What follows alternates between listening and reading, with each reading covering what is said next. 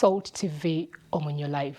Ssentebe w'eggombolola ye Bukakata avuddeyo n'atabukira abakulembeze okolanga ebintu nga tebeebuuzizza ku magombolola ng'entabwe evudde ku kampani eyaweebwa contract okuzimba eddwaliro lya Health Center 3 e Bukakata.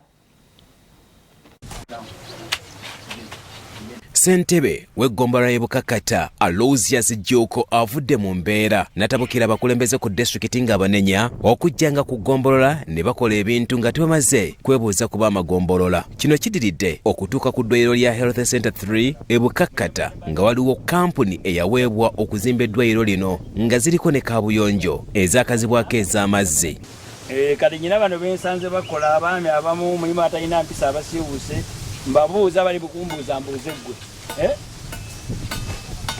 Abatalina mpisa mbabuuza ono mukulu omu alina ebirevu era mbalina mulekana ku poliisi mugambe ebimwogerako ebbanga lalina okujja okukola mufu balina okujja n'ebbaluwa y'eryosi etteeka eririwo e Bukakata ampooleza mbuuze ggwe ayogera binnyingi.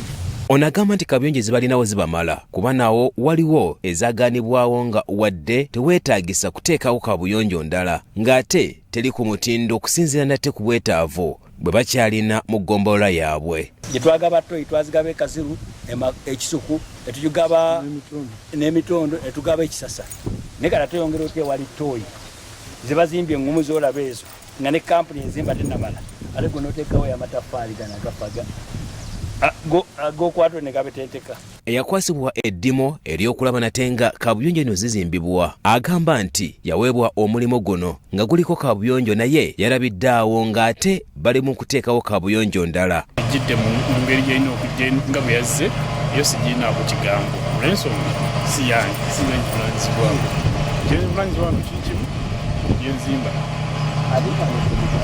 embaga basawo bali abiri eddwaliro eddene ezino toyo ebbiri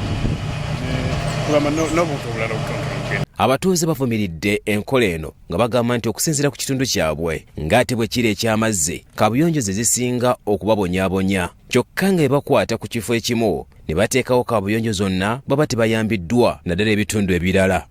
Naye bw'okiraba ng'okitunulira olaba nti era kiri ekyateekeddwawo kiringa ekisaakaate kigaadinga bino abantu okubeera nti tebawakulwa batwala ate nga nayo toyireti situmanyi lwaki kusinziira ku toyireti eziriwo eri yayongeddwawo.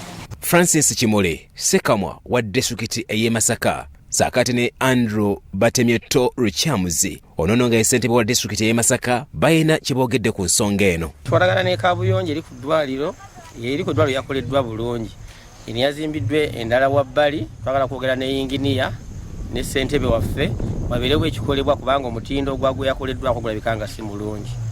Okubeera n'ez'amazzi wamu n'ezino eza bulijjo zikaabuyonjo zaffe obubini kakati amazzi lwe gatabaddeewo nga bakozesa ziri ez'obubini kakati wano nga bakozesa ki ez'amazzi. Byamukisa Ronald, Salt TV Omunyo.